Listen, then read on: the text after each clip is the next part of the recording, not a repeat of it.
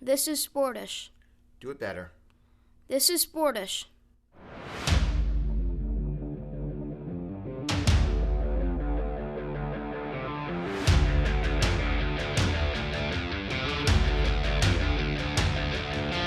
This is Sportish.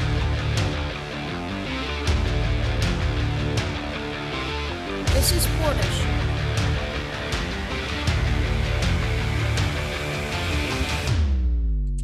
This is Sportish.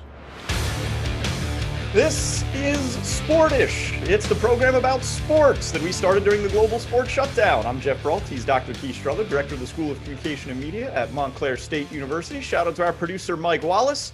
Thanks for hanging out with us here on For the Fans. We remind you, as always, that archived video episodes are available at ftfnext.com, or if for some reason you don't want to see our smiling faces, or maybe you're like on the run, or you're one of the 20 people left that still have a commute to work, audio versions are available as podcasts on Apple, Spotify, Google, Stitcher, all those places. All right, Keith, now that we got the intros out of the way, how you doing this week? I'm not bad. I'm actually not bad. Okay. I've accepted the fact that I'll never get the vaccine. So I've gotten to that point of this process. Although, as we talked about before the show, I don't want to get the vaccine until I can get them all at once. So what I want is not to get a first dose of something, the Moderna, Pfizer. I want to get all of them, of course, including the one I really want, which is Sputnik. And I want them to put it in a giant tube and eject me all at once. And I want, when they're giving it to me, I want to be able to say, "Give it to me, doctor. I can take it." Did we not learn in last week's episode that you can't say things like that? You can't say things like that. I would have hoped you would learn your lesson. Give it to me, doctor. I can take it. That's from WKRP in Cincinnati, one of the greatest shows of all time. So I'm waiting for that. So it may take quite some time till they can get all of the different vaccines assembled in one freezer, and a medical professional who's been discredited enough that's willing to experiment. So someone that would also be featured in like a Marvel movie, right? So that's what I'm looking for. So the same doctor that probably services also the Joker. So that's what I'm waiting for. And so otherwise, I think things are pretty good. I'm having a hard time. Football's over now. Yep. Usually this is the time of the year where we get really excited about basketball. Obviously, yeah. This is college. This is it. This is the college basketball time, right? And I'm having a hard time, just because it's so different than it normally is. Obviously, no one will actually accept this title because the Ivy Leagues are not playing, and so we will never know who the real champion is. So, but otherwise, I went snowshoeing this weekend, something you'd never do. Never. Why would you go snowshoeing? Why would you go snowshoeing? Well, it's like snowshoe running. So you run with snowshoes. You go into the trails. That sounds even worse. It's instead of running, you get to be out on the trails when there's deep snow. Why not just not be out on the trails? Did you ever consider that as an option? You're out there. You're out there with nature, and you're the only one out there for miles, and it's just beautiful. You think there's a reason? If you ever in life, this is something I think is very true about life. I'm going to look directly in the camera at our audience. If you're the only one doing something, maybe there's a reason. I say that quite often. I say this to people that have bad ideas, whether it's work or otherwise. I'll say maybe the rest of the world isn't wrong. That's something to consider. When the entire rest of the world has one opinion and you seem to have a different one, maybe the entire rest of the world is not wrong. So otherwise, I'm good. I'm pretty excited. I'm in a good mood. So we're going to talk about a number of interesting topics, wide-ranging topics on this program, as we are wont to do. A Republican representative this week is urging the United States to boycott the upcoming 2022 Winter Olympics in Beijing, China. Mark Cuban stopped playing the national anthem before Mavericks games, and nobody really noticed. And we're going to talk about a brand new football league that was started. Seems like a new rite of passage in America, that every middle of February, you got to start a new football league. But first, Keith, I want to declare something right now. I want to declare it publicly on our program. I am now fully financially independent. At 34 years of age, I have finally severed every last financial tie to my family. Here's what happened. This week. Wait, what? First of all, how old are you? 34 years old. And you were still, now to be fair, Well, I shouldn't start talking like. Here's what Mom, I'll be up there in a minute. Big news in my world, Keith Strudler. This week, I got my own Easy Pass. You were riding the gravy train, weren't you? I made it 34 years without having to pay a toll. And now that has run out. That was the last thing that I had in my possession that was linked to my parents' credit card, bank account, whatever it was linked to. Because when I started driving, they were just like, here's an Easy Pass, put it in your car. And I never took it out. I just kept using it. No one ever said anything. I never said anything. Did you not? This Christmas, did you not it was feel very rudely brought up. Very rudely brought up this Christmas. Like, you should consider getting your own Easy Pass. And you know why it got brought up? Do you know why it got brought up? Because they were paying every month for all these fees. They would have never noticed, except during quarantine. I was bored. All there was to do was play golf. I started driving to further flung places to play golf. Well, one of those places was Long Island.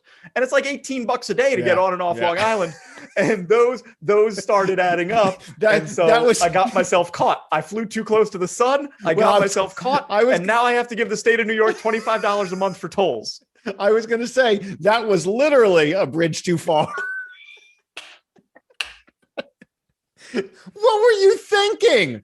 First of all, did you not feel a tinge of guilt as you're just recklessly just going through these toll booths being like, suckers, nah, I'm not paying. Like, you were riding the gravy train. What's wrong with you? You don't have any dependents. You don't have you don't have a partner that relies on you. All your money goes to your wanton pleasures. You never at any point, your parents are probably saving up for that retirement so they can move down to Florida and do whatever they want to do and play golf. And you're just riding the gravy train. You're not a trust fund kid. What are you doing? They gave me the Easy Pass. They wanted me to use it. Do you not have any self-respect, young man? What is wrong with you? You're one step away from moving into their basement, which I'm sure is the next step. They did just move into a new house, and it has a very nice basement, high ceilings, very spacious. Sure. Good set for Sportish? I could do a lot down there. If they don't want me to use it, they shouldn't have given it to me. Oh, no. It's not their responsibility for you to grow up. So I disagree. By the way, I would pay money. When you have a child, that is your only responsibility. I would pay money to be a fly on the wall in the Brault household when they're looking at the bill and they see they. So the way that it works, at least in the states that these Easy Pass are set up in, is you pay $25 a month toward tolls, and if you pay more, then you get if your tolls are more, you get a bill. If they're less, you get a credit, and it just sort of always keeps rolling over, like you always have a credit. So anyway, one month I spent $74 in tolls. That's a lot. And so that raised a red flag. Were you on were you going down taking the boat down there in Delaware? Like, what were you doing? The Chesapeake Bay? What are you doing? That's like a $15, $20 bridge. It's beautiful. It was the Long Island bridges. It's like $9 each way. Yeah. Well, I mean, if you want to go to Staten Island, you got to get a mortgage. I mean, it's ridiculous. So that's what got me. So now I am 100% financially independent. Well, I bet you what, you're going to be taking access roads all the time. Now you're going to be like, you're going to be hitting is there a way to get there without the toll road? I guarantee you that drive from New Paltz, if you were driving from New Paltz to say Beacon, I guarantee you'd be taking 32 instead of the throughway.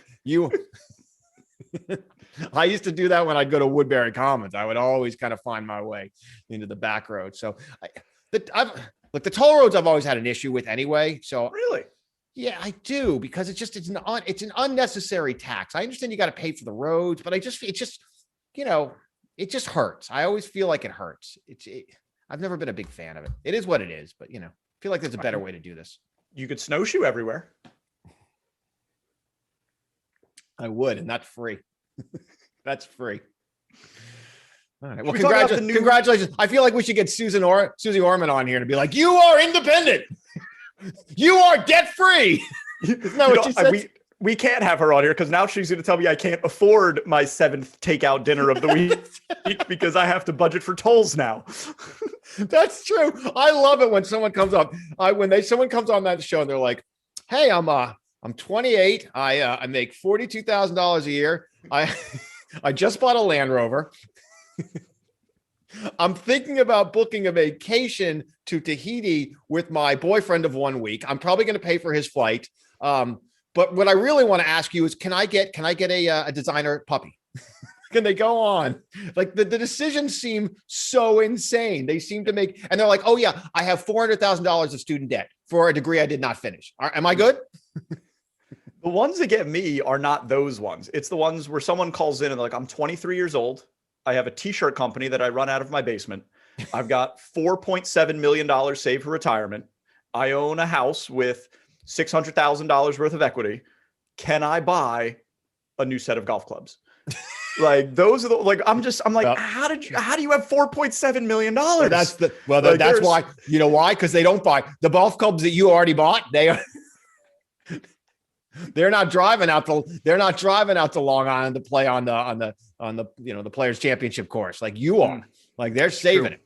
That's true. I've always thought that the difference between me and a multimillionaire is the latte. If only I could cut out that darn latte, maybe I too could have generational wealth. I hate it when they say, if you just didn't go to Dunkin' Donuts every day for 7 years, you'd have $100,000. Because I try to skip it one day and I'm miserable. I'm like, if this is what it takes to get $100,000, it's not worth it. Like I hate that math. I hate that math so much. Yes. I mean, today I spent $8 at Panera. There's a new Panera on campus and it is beautiful. It is beautiful. It's clean. It's beautiful. And I can't, like, I like to up.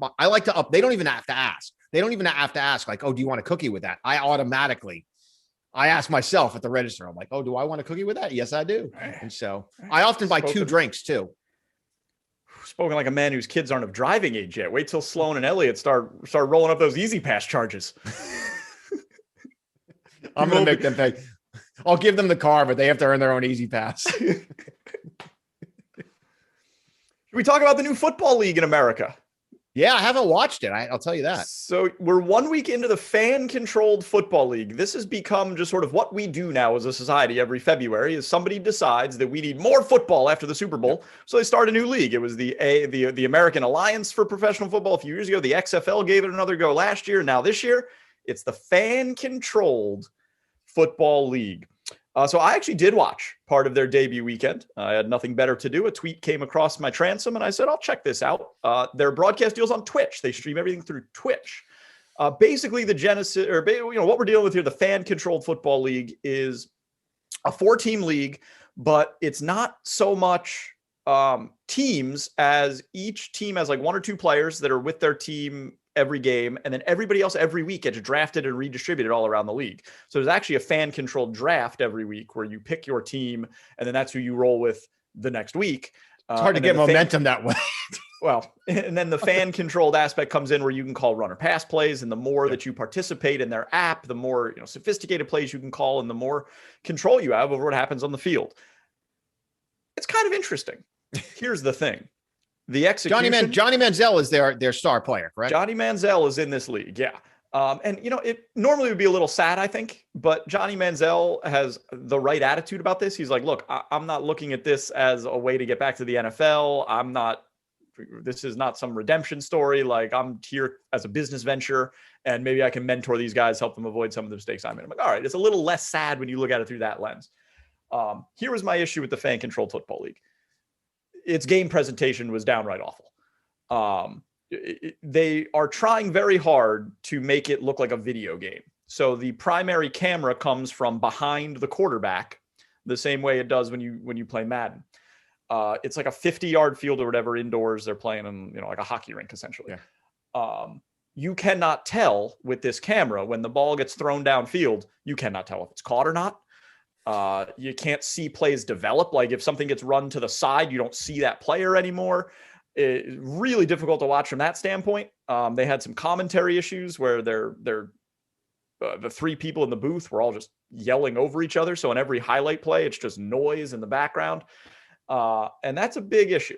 Big issue. They're working out the kinks. They are working out the kinks. Obviously, if the host of Sportish had been asked to call a game, they might get a slightly more professional. We would, by the way, we would do it in a heartbeat. I think we'd be good at it.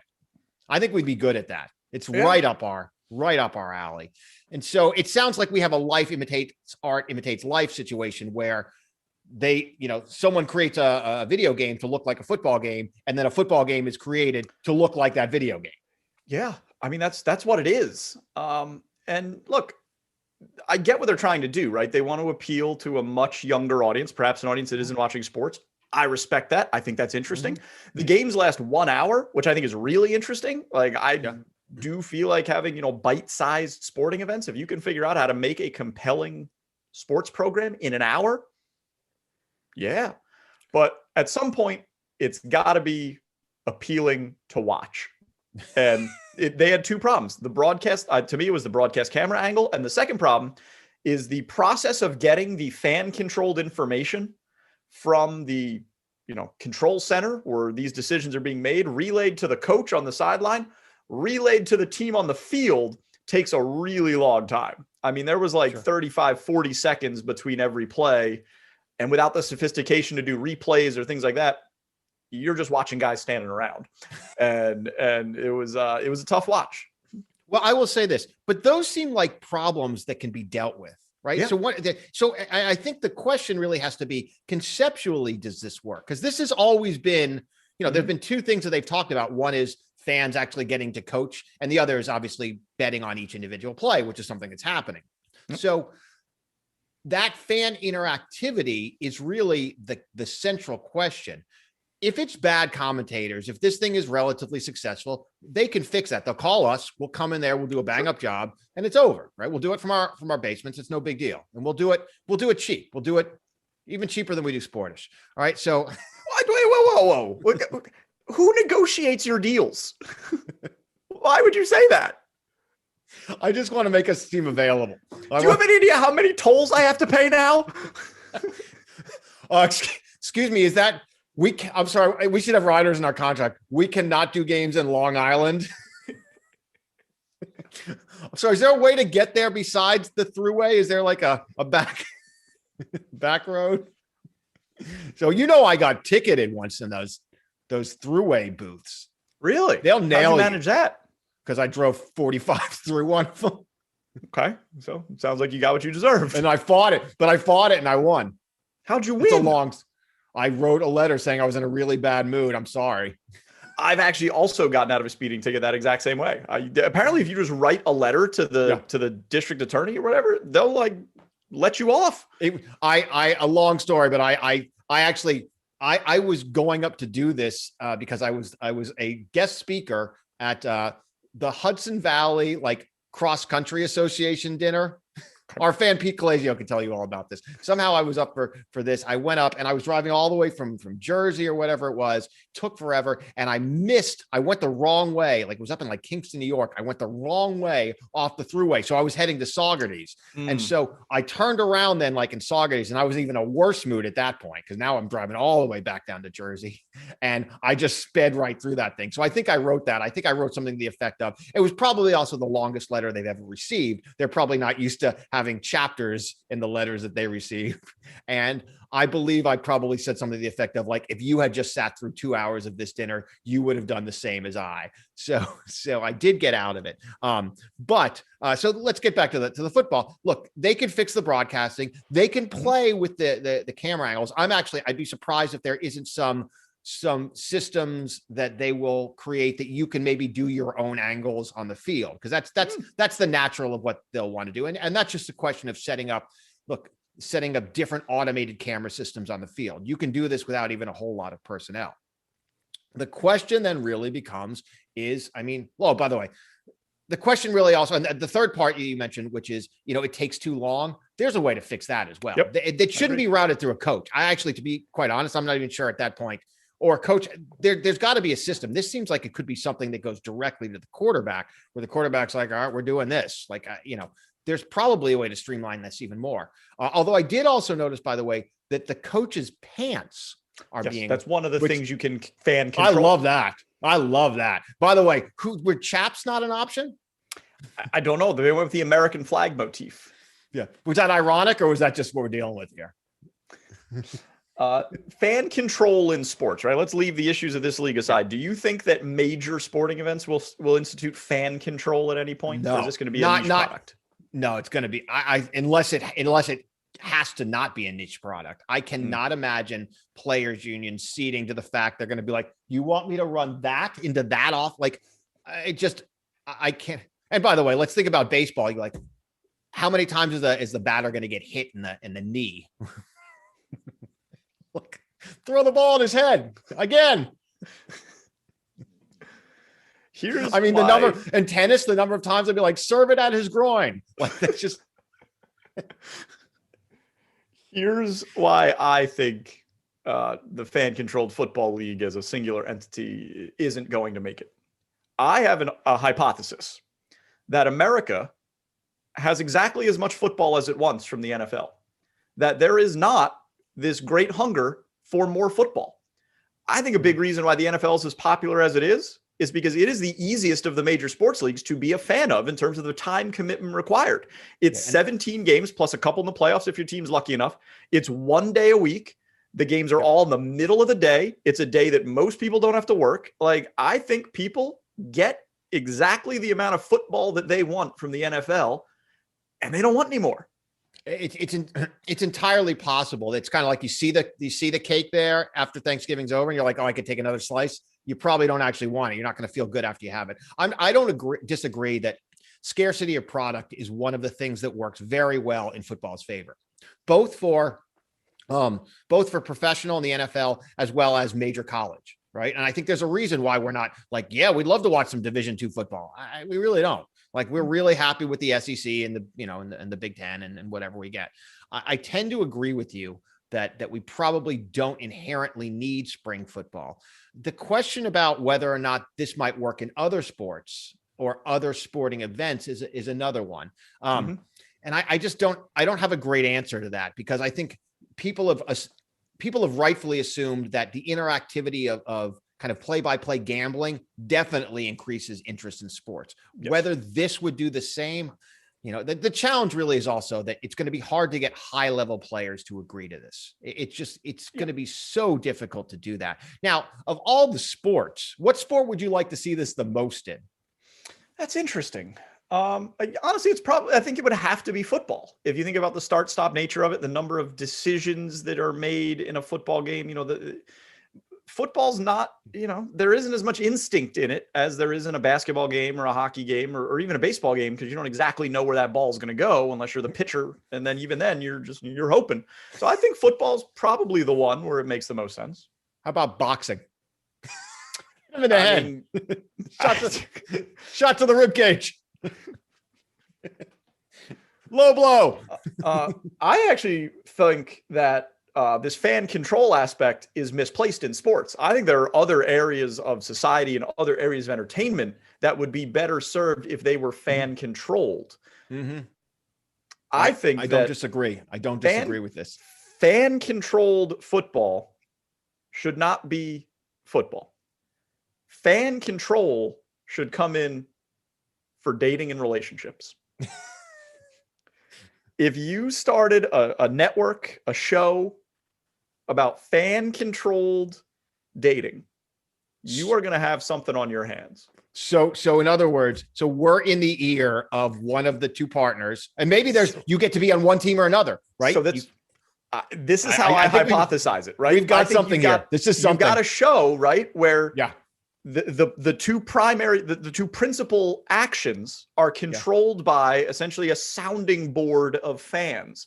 And when Jane gets a text message from Johnny and Jane looks at her phone, the collective decides how she responds. Yeah. When Johnny's going to take Jane on a picnic, the collective decides what he wears. Yeah. And then I think you watch those decisions play out in real time. And then I think they retreat back to their camps and the process repeats. And I mean, you could do this all throughout a relationship. Could we get decisions never stop. Could we get more interactive though, where you could be like, tell her you love her? Like, could we really get in?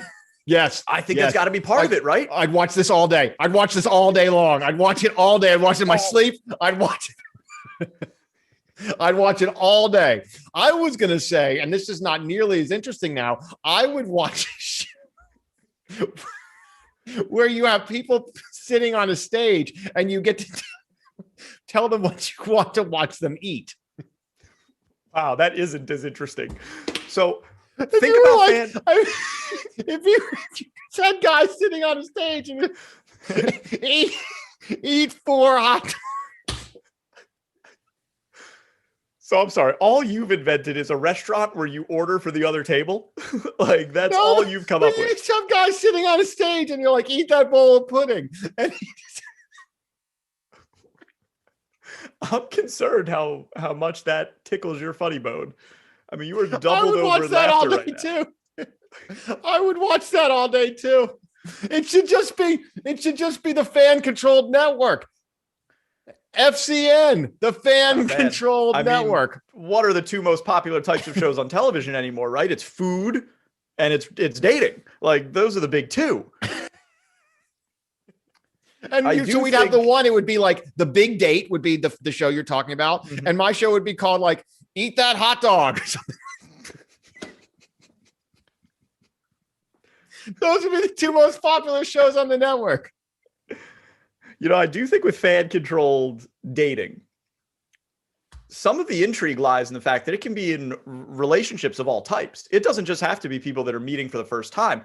I think it works with couples that have, you know, maybe they're on the verge of getting engaged. Maybe they're planning a wedding, right? You could do an entire spin-off of fan-controlled wedding planning. Wow. Married couples, older That's what I was couples. going to say. You want to know where the money is? You get into the 15-year, you get me and Andre on this show. There'll be a whole... Because you could really get sassy. Like you could be like, Keith, tell her that you didn't really have fun on that vacation last year. Like you could really, you could make this difficult. Now, I think there's another spinoff here that we have to consider. Okay. And that's if one party doesn't know the other is fan controlled. Oh, well, it's the classic Joe Schmo show. Like where only one person, you know, the greatest reality show of all time, after, of course, Hunted and Too Hot to Handle, the show where only one person didn't know that it was a fake reality show, right? And so that would be quite appealing but you can't, how do you make that last? How do you make that last? Because it's not fake. It's not fake. It's just you're ceding your actions to the collective. Yeah. So there's nothing fake about it. Like I'm still going on the date, or I'm still answering the text, or I'm still putting on the jacket, and then we're going out and I'm doing the thing. I'll tell you what, I mean, of all of our bad ideas, of course, you know, like anything in a helmet, lost in the sauce. Lost in the sauce, yep. Those are, by the way, restaurant concepts. Anything in a helmet, as you'd expect, is your entire meal comes in a helmet. And lost in the sauce is just sauce-based orders. So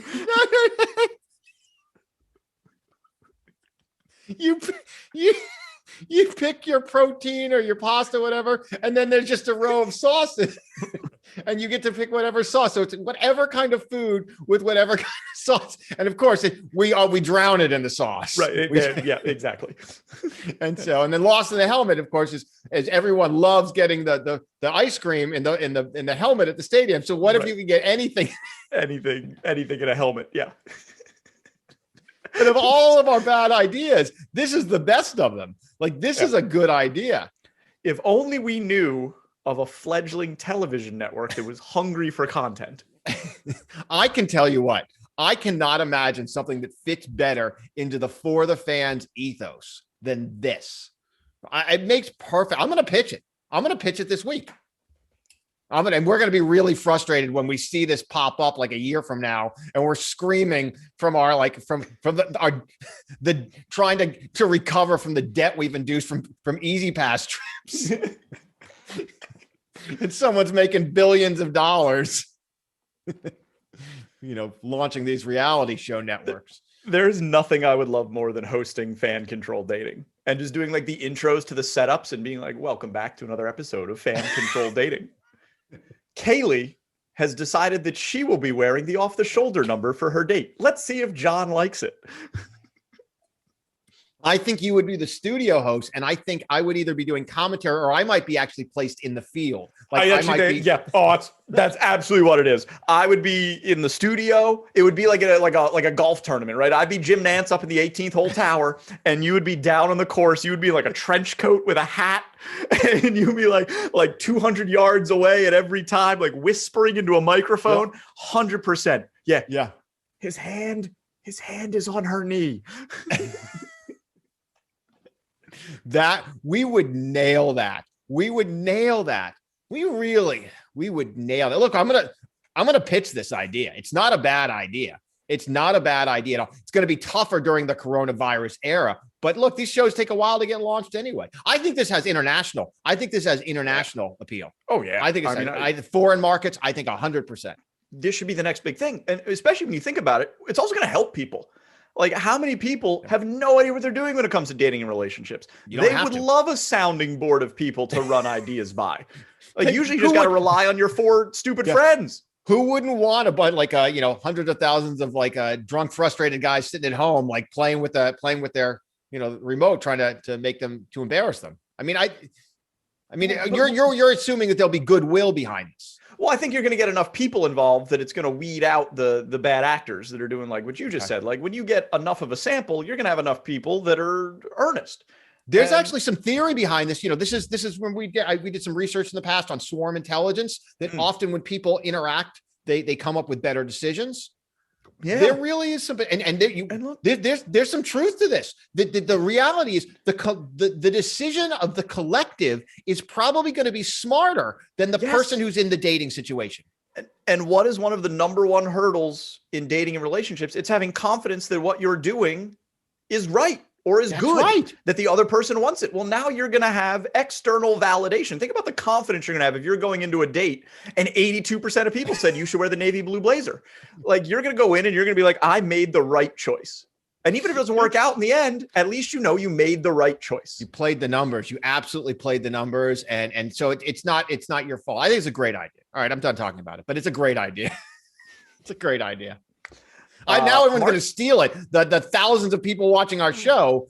This is the mistake we make. Patent pending.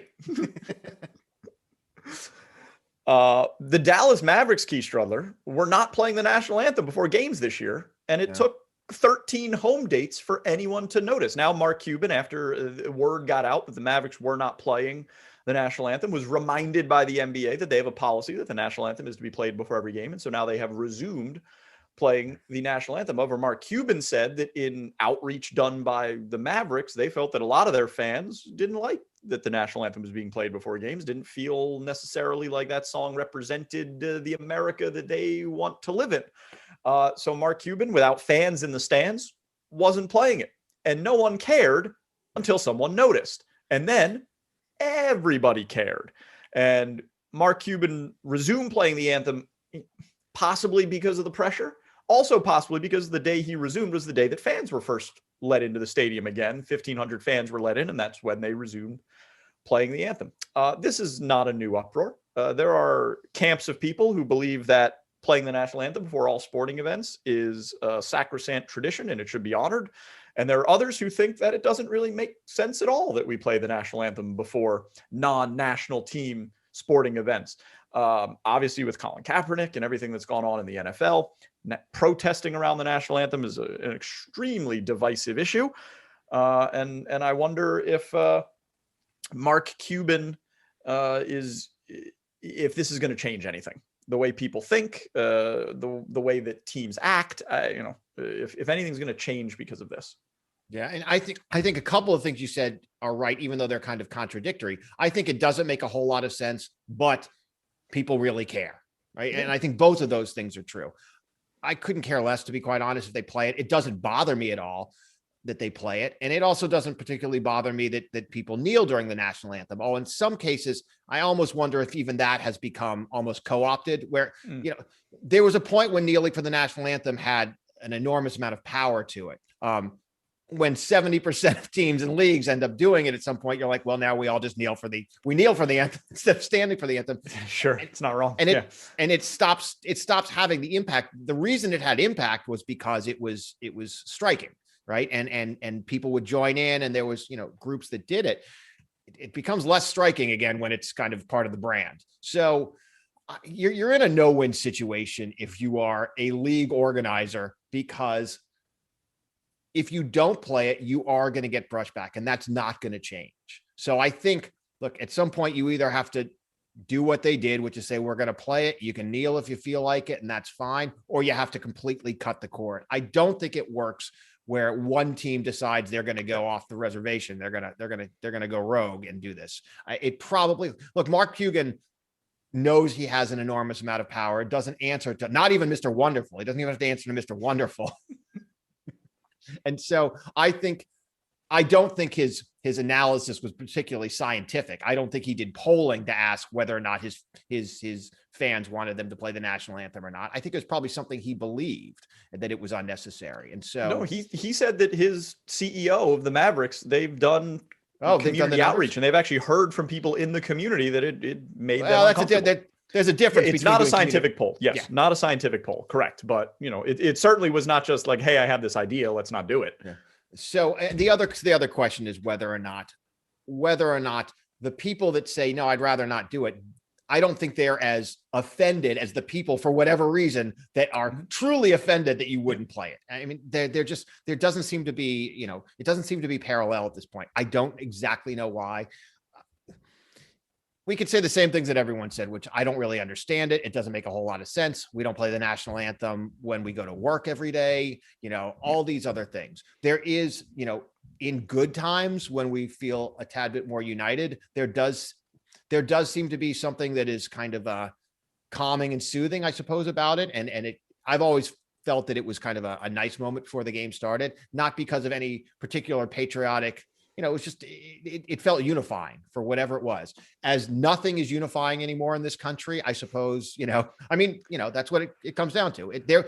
You could probably remember several years ago when we weren't in such kind of a period of strife, when you played it and you just kind of felt good because you all did it together before you tried to kill each other on the field. And that's all it was. That's all it was. Yeah. And because there wasn't a political statement attached to it. Yeah. It was just, this is the collective experience that we all share. I'm with you. I don't, I have zero problem with people protesting or making a stand during the national anthem. I have no problem with the national anthem being played. Back when I would play sports that would play the national anthem, like I kind of enjoyed it as right before the game. It's like a brief moment of peace and calm to like get ready for the game. But the more I think about it, it's awfully weird that we play it. Like it doesn't conceptually make a lot of sense to me that it happens. And I also think about like the Pledge of Allegiance. Have you actually thought about what you're saying when you say the Pledge of Allegiance? It's really weird. And I think it's because we're all just indoctrinated as kids. Like you memorize it the way you memorize the alphabet. So you just sort of repeat it, never think about it. It's very strange that we stand up at events, whether they're days of second grade or like community breakfasts, and recite this thing. It's odd. Yeah, I've never been a huge thing to do. So that's why I'm much more interested in the ceremony of it than the actual lyrics. Because it's nothing fun about saying the Pledge of Allegiance. I'll tell you though, spending 2 years as like a junior high school teacher, sometimes that Pledge of Allegiance, that's just to shut the operation down. Like that's sure. That's your reset. I mean, I really do think, and I understand they have words and words have power and so forth. Just like we said with sports, I never really thought about the national anthem as a patriotic moment. I was just like, in the Olympics, I did. When they play it, when people were on the medal stand, it absolutely did. Which is why, the 68 Olympics, it did matter. And that was a moment where there really was meaningful protest what was happening in the United States around the civil rights movement. But normally when they play it, I'm just like, usually I'm like either wow, this is a bad recording of the national anthem, or, that person can sing. Like she's really good. Like that's... Like, I don't care what they're singing. They could be singing something from Destiny's Child for all I care. Like, I'm just like, that person can sing. I really do wish, look, if they stop playing the national anthem at any of the professional sports leagues right now, it will be a big deal. It will be. And I do not think, and for all the people that say this is ridiculous, we shouldn't do it, they don't have to balance the books. And so, like it or not, that will cost the leagues a lot of money. And it's not, my particular thought is, it's not a fight that anyone wants to have right now. And it's not one, I also think it's not one worth having. let people, I think people should be allowed to not come out if they don't want. They should be allowed to kneel if they want. But having that fight, to me, is very misplaced, and it will cause more strife and cause these leagues more headaches than it's worth. You brought up the Olympics. A Republican member of Congress, Mike Waltz from the state of Florida, has introduced the idea that America should boycott the 2022 Winter Olympics in Beijing. He's really getting ahead of it. He's getting ahead of it. We haven't even had the 2020 Olympics in 2021 in Tokyo yet. Yeah. But he going to be first. Yeah. Is already calling for America to boycott the 2022 Winter Olympics if they're not moved out of Beijing. And this is, of course, because of what he says are human rights violations that are occurring in China. Will anything come of this, do you believe? Nope. No. Hard no. No, nothing's going to come of it. Nothing's going to come of it. We don't boycott Olympics anymore. That ship has sailed, right? That the Olympics are an economic festival, not a political one at this point. And so we do not boycott Olympic Games anymore. That's as much as people may feel that China is deserving of a boycott, they are also a fairly considerable economic partner of the United States, shall we say, frenemy. And so the idea that we might boycott the China because of the Winter Olympics, I think we should boycott because they should not be in Beijing. Like, a city should never be allowed to host both a Summer Games and a Winter Games. No city. I mean, you shouldn't be able to do that. Your cold cities, like this is like the McDLT, the old sandwich at McDonald's, cold side cold, hot side hot. Doesn't make sense, does it? So you're saying that New York could never host both a Summer and a Winter Olympics? You can't. You got to go up north. You could, Lake Placid can. You couldn't choose New York City as a Winter Olympics. It's cold here. Do you need me to open a window? Of course I will say, I'm kind of now rethinking what I just said, because what about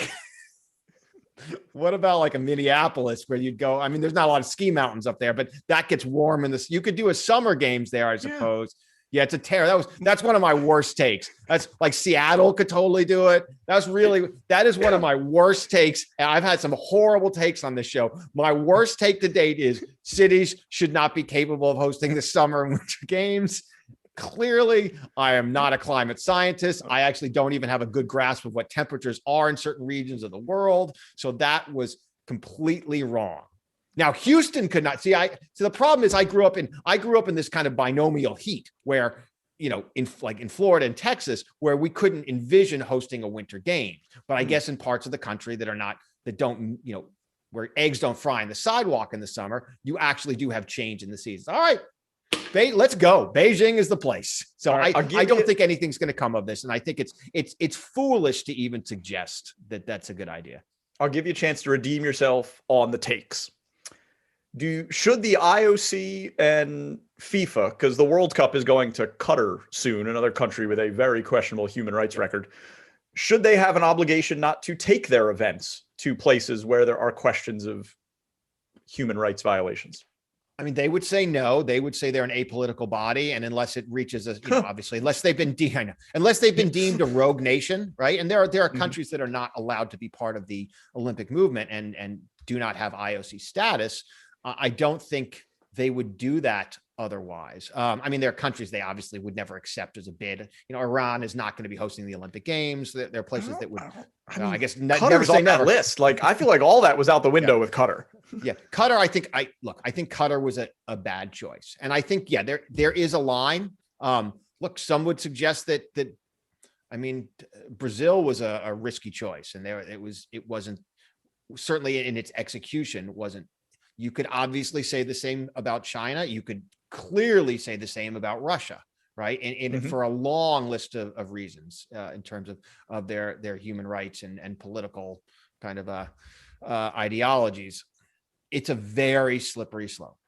I will say, because, what's to say that America earned it as well, right? So you could easily be looking at the U.S. from outside over the past several years and say that's not a place that is worthy of hosting the Olympic Games or adheres to the idealistic standards one would assume that the Olympics would hold up, and yet we are essentially the only reason the Olympics are still going. So I think it's a pretty high bar that you would have to, to kind of reach. Now, what they've tried to do is try to use the Olympics to force country. That never works. No. They're always like, it never works. Like, you have to promise this. But the problem is you get like a year out from the games. They're like, hey, you still haven't done that. And you're still imprisoning journalists. And you've made gay marriage illegal and all these other things. And what are you going to do? Because they already just spent $5 billion on stadiums and train lines. So you're kind of damned if you do, damned if you don't. If you're going to dance with the devil, you're going to dance with the devil.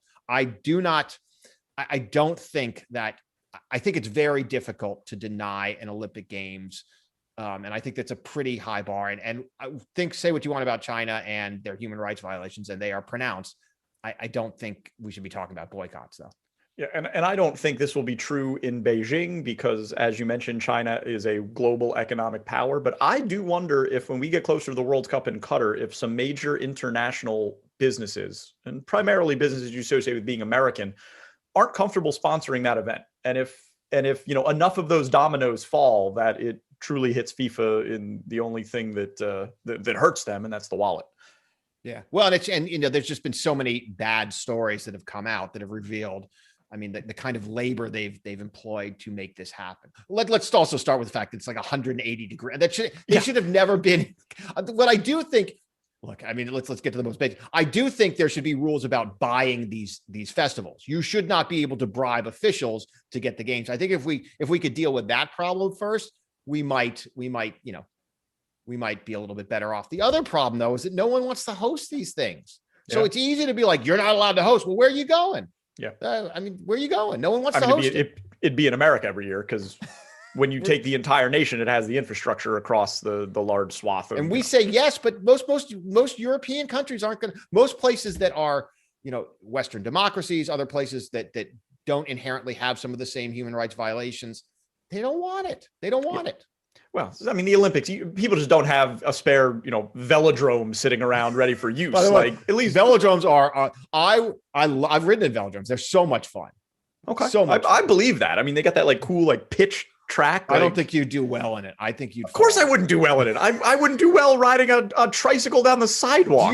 Do you know how to ride a bicycle? Yes. Do you know how to swim? Yes. If you got dropped off a boat a mile from shore, are you going to live? Yes. No, I'm a fairly strong. I can swim.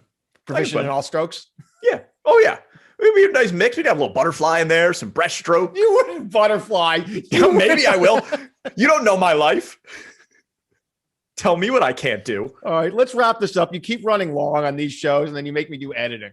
You know what? Because you said you disparaged my swimming ability, maybe I'm going to run it out a little longer, huh? What do you think about that? What do you think about that? Take it to the house. The fans have voted. Take it home. For our producer, Mike Wallace and Dr. Keith Strudler, my name's Geoff Brault. Thanks for hanging out with us on For the Fans, ftfnext.com, or check out our podcast, Google, Apple, Spotify, all of them. We'll see you next week. Bye, everybody. Thanks for listening to Sportish. See you next time.